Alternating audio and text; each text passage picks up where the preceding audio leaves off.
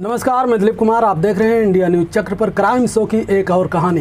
क्या love story कभी success हुई है? बगैर माता पिता के जो शादी सक्सेस नहीं हुई तो उसके पीछे का पूरा राज आइए जानते हैं क्राइम शो की एक और कहानी में। बेरहम घर वाला पत्नी से हुआ विवाद तो पहले कुल्हाड़ी से काट कर हत्या कर दी, फिर शव को घर के पास ही फूंक दिया। दोस्तों, घटना की जानकारी मिलने पर पुलिस अधीक्षक निखिल पाठक, अपार पुलिस अधीक्षक सीओ मौके पर पहुंच गए। घटना के संबंध में ग्रामीणों से जानकारी लेना शुरू कर दी और तफ्तीश शुरू कर दी। दोस्तों, क्राइम का रीजन होता है। रीजन क्या है? इसमें लव स्टोरी है। बगैर माता पिता के शादी राजी मंदा का ये परिणाम निकला है। बानपुर अंतर्गत ग्राम 13 में पति ने पत्नी से विवाद के बाद उसकी कुल्हाड़ी से मारकर हत्या कर दी और उसके शव को घर के पास ही जला दिया। मौके पर घर पहुंची पुलिस ने घटना की जानकारी ली, लेकिन तब तक महिला का शव पूरी तरह से जलकर राख हो गया था। अगर पुलिस के हाथ में कुछ आई तो सिर्फ राख। जानकारी मिलने पर पुलिस ने अधीक्षक समेत अन्य पुलिस अधिकारी, थाना अध्यक्ष, बानपुर एसएचओ एवं फोरेंसिक टीम भी मौके पर पहुंच गई और घटना की जांच पड़ताल कर हत्या के सबूत जुटाने में लग गई। फिलहाल मृतक के मैके पक्ष के लोग भी मौके पर पहुंच गए और कोतवाली पुलिस को तहरीर दी। दोस्तों, मैके के लोग जब पहुंचे तो तहरीर में क्या दिया, आइए जानते हैं क्राइम शो की एक और कहानी।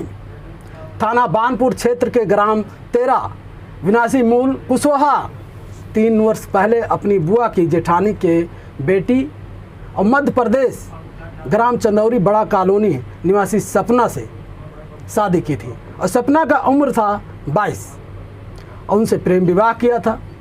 सपना के परिवारजन इस शादी के खिलाफ थे। सोच लीजिए, लड़का लड़की राजी थी पर घर वाले राजी नहीं थे, जिसके चलते सपना भागकर मोलू के पास गई थी और फिर शादी कर ली। उनका 2 वर्ष का एक बेटा और 1 माह की एक बेटी भी। कुछ दिनों से दोनों पति पत्नी के बीच तल्खियां बढ़ गई थी और दोनों में आसपास में झगड़ा होने लगा। घटना के 1 दिन पहले ही सपना ने मैके में चाचा को फोन करके लड़ाई झगड़ा के बारे में बताया था, जिस पर चाचा ने उसके ससुराल आकर पति को समझाया भी था, लेकिन वो नहीं माना और बुधवार की देर शाम को उसने कुल्हाड़ी से हत्या करके उसके शव को रात्रि में घर के पास ही जला दिया। दोस्तों, जला देने का रीजन क्या है? क्या किसी ने देखा नहीं? देखा है तो बोला क्यों नहीं? आइए जानते हैं क्राइम शो की एक और कहानी में। लकड़ी और ओपलों से रख कर जला दिया शव को।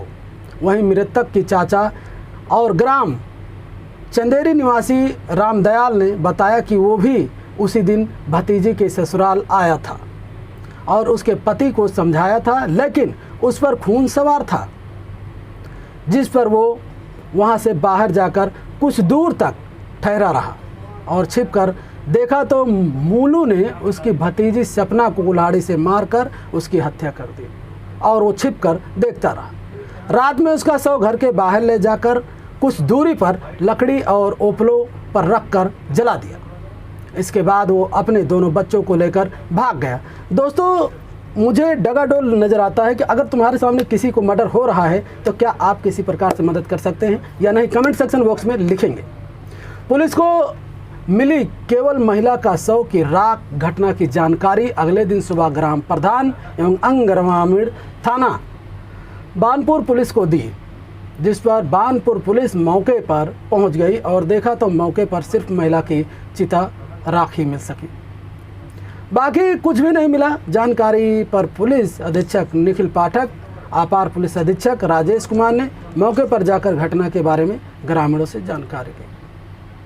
वहीं एसडीओ टीम एवं फोरेंसिक टीम मौके पर पहुंचकर घटना के संबंधित साक्ष्य जुटाने में लगे रहे और आरोपी को धरपकड़ के लिए थाना बानपुर पुलिस एवं एसडीओ टीमों को खोजबीन शुरू कर दी। आप देख रहे हैं क्राइम शो की एक और कहानी। दोस्तों, सावधान रहें, सतर्क रहें। मेरे कहने का मतलब यही है, क्या उस वक्त जब मर्डर हो रहा था तो उसका चाचा देख रहा था? क्या 100 नंबर कॉल नहीं कर सकता था? 102 नंबर कॉल नहीं कर सकता था? या उसका किसी प्रकार से मदद नहीं कर सकता था? कमेंट सेक्शन बॉक्स में लिखकर ज़रूर बताएं।